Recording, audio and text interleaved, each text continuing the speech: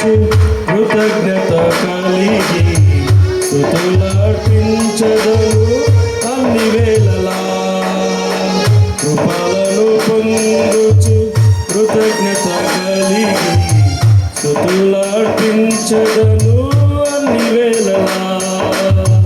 అనుదినము నీ అనుగ్రహమే, ఆయుష్కాలము నీ వరమే. అనుదినము నీ అనుగ్రహమే, ఆయుష్కాలము నీ వరమే. ఘనమైనవి నీ కార్యములు నా ఎడల, స్థిరమైనవి నీ ఆలోచనలు నా యేసయ్యా. ఘనమైనవి నీ కార్యములు నా ఎడల, స్థిరమైనవి నీ ఆలోచనలు నా యేసయ్యా.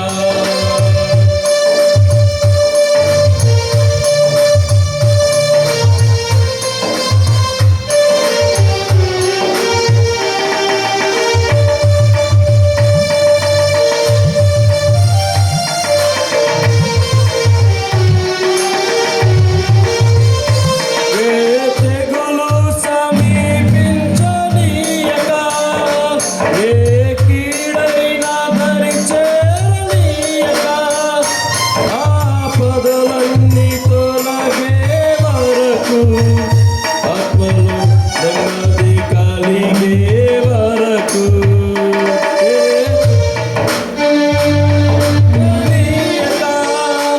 ఏ కీడైనా దరి చేరనీయక, ఆపదలన్నీ తొలగే వరకు, ఆత్మలో నెమ్మది కలిగే వరకు. నా భారము మోసి బాసడగా నిలిచి ఆదరించితివి. నీ స్తుతి మహిమలు నీకే చెల్లించెదను జీవితాంతము. ఘనమైనవి నీ కార్యములు నా ఎడల, స్థిరమైనవి నీ ఆలోచనలు నా యేసయ్యా.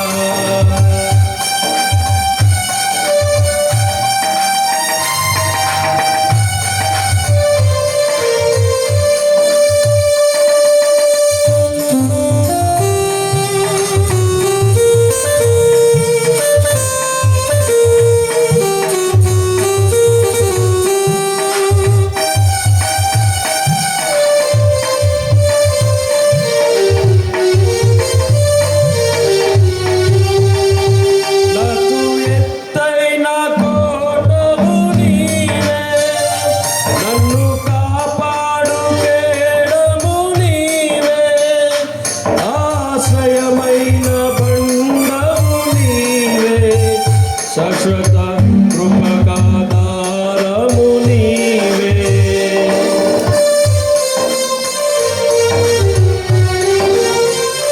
నాకు ఎత్తైన కోటవు నీవే, నన్ను కాపాడు కేడము నీవే, ఆశ్రయమైన బండవు నీవే, శాశ్వత కృపకాధారము నీవే. నా ప్రతి క్షణమును నీవు దీవెనగా మార్చి నడిపించుచున్నావు. ఈ స్తుతి మహిమలు నీకే చెల్లించెదను జీవితాంతము. ఘనమైనవి నీ కార్యములు నా ఎడల, స్థిరమైనవి నీ ఆలోచనలు నా యేసయ్యా. ఘనమైనవి నీ కార్యములు నా ఎడల, స్థిరమైనవి నీ ఆలోచనలు నా యేసయ్యా.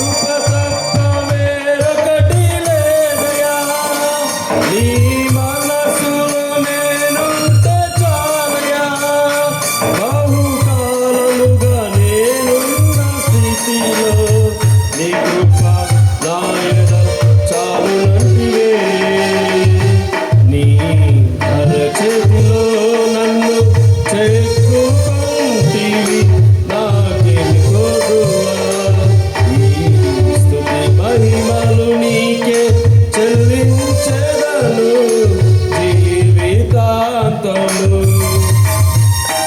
ఘనమైనవి నీ కార్యములు నా ఎడల, స్థిరమైనవి నీ ఆలోచనలు నా యేసయ్యా, ఘనమైనవి నీ కార్యములు నా ఎడల, స్థిరమైనవి నీ ఆలోచనలు నా యేసయ్యా, కృపలను పొందుచు కృతజ్ఞత కలిగి స్తుతులర్పించెదను అన్ని వేళలా, కృపలను పొందుచు కృతజ్ఞత కలిగి స్తుతులర్పించెదను అన్ని వేళలా, అనుదినము నీ అనుగ్రహమే, ఆయుష్కాలము నీ వరమే, అనుదినము నీ అనుగ్రహమే, ఆయుష్కాలము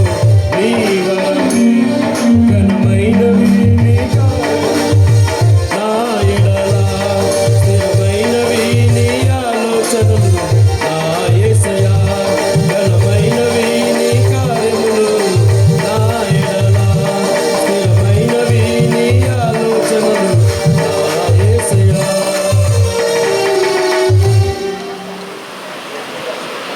దయచేసి దుబ్బాల నుంచి వచ్చిన రాజు పాస్టర్ గారు, జాస్వా గారు దయచేసి స్టేజ్ మీదకి రావాల్సిందిగా కోరుచున్నాం.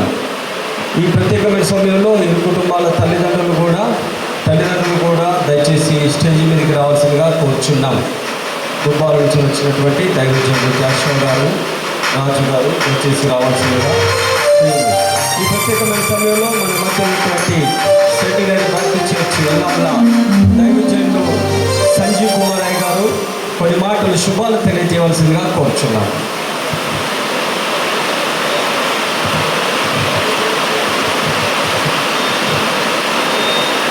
క్రీస్తునందు ప్రియమైన సభకు ప్రత్యేకంగా వందనాలు తెలియజేస్తున్నాను.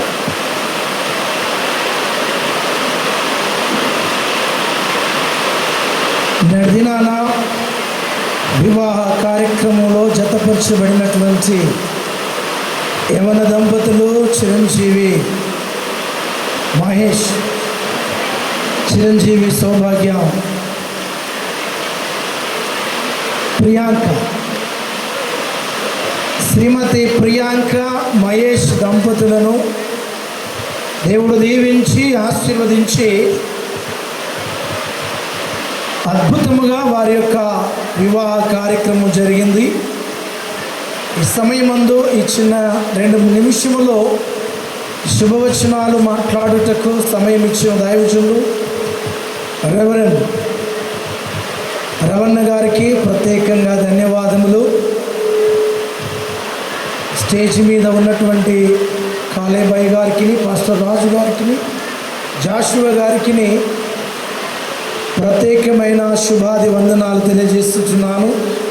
చక్కటి వాతావరణము, ఆశీర్వాదపు జల్లులలో ఈ నూతన వధువులకు ఒక 4 మాటలు చెప్పి నేను ముగిస్తాను.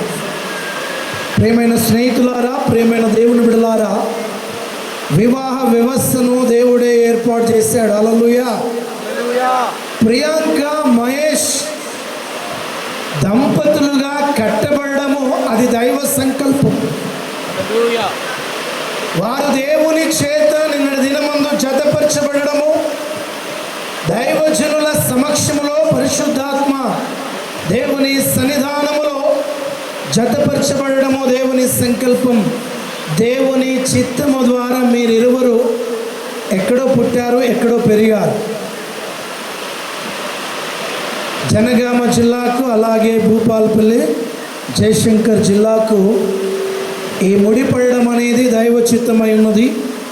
దయచేసి జతపరచబడిన దంపతులకు 4 మాటలు, ఆల్రెడీ వివాహమైన ప్రతి దంపతులకు కూడా 4 మాటలు. నెంబర్ 1, మీ జీవితంలో ప్రతిదీ కూడా వివాహంలో జతపరచబడిన ప్రతి దంపతులు ప్రతి దినము ఇద్దరు కలిసి ప్రార్థించువారై ఉండాలి. మొదటిది ఏంటండి?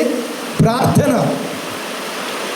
దేవుని యొక్క వాక్యము సెలవిస్తుంది, అతడు నీటి కాలువన యోరను నాటబడినదై ఆకువాడక తన కాలమందు ఫలమిచ్చు చెట్టు వలె ఉండును. మీరు ఫలించాలి, అభివృద్ధి పొందాలి. మీ జీవితంలో గొప్ప బహుమానముల చేత దీవించబడాలంటే మీ ఇద్దరి మధ్యలో ఉండవలసినది మొట్టమొదటిది ప్రతి దినము ప్రార్థనతో మీ సహవాస జీవితాన్ని, మీ కుటుంబ జీవితాన్ని ప్రారంభించాలని శ్రీమతి ప్రియాంక మహేష్ దంపతులకు జ్ఞాపకం చేస్తున్నాను. ఎందుకనగా దేవుని యొక్క వాక్యము సెలవిస్తుంది, కీర్తనలో 90వ దావీదు కీర్తన 14వ వచనములో ఈ మాట చూస్తున్నాం. కాబట్టి ప్రతి దినము ఇద్దరు కలిసి ప్రార్థించి అనుదిన కార్యక్రమాలు మీరు ప్రారంభించినప్పుడు మీరు తృప్తిపరచబడతారు, మీ జీవితము ఆనందకరంగా ఉంటుంది. అలాగే రెండో విషయం ఏంటంటే గౌరవ మర్యాదలు, ఒకరిని ఒకరు గౌరవించుకోవాలి.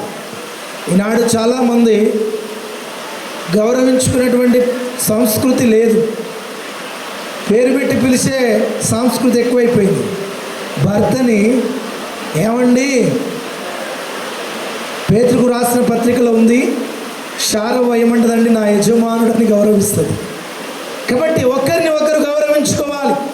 సమాజంలో, ప్రజల మధ్యలో, కుటుంబం మధ్యలోనూ ఒకరినొకరు గౌరవించుకొని మర్యాదతో ఒకరితో ఒకరు ప్రవర్తించడం అనేది చాలా ప్రాముఖ్యం.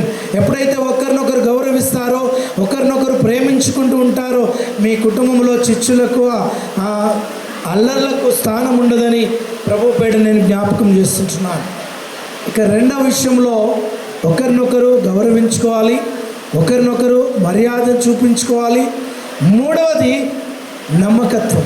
ఒకరంటే ఒకరికి ట్రస్ట్, నమ్మకం. చాలామంది మహేష్లు కనబడతారమ్మా, భూమి మీద చాలామంది మహేష్లు కనబడతారు. 10,000లో అతి కాంక్షణీయుడు నా మనోహరుడు నా మహేష్ అని చెప్పగలగాలి.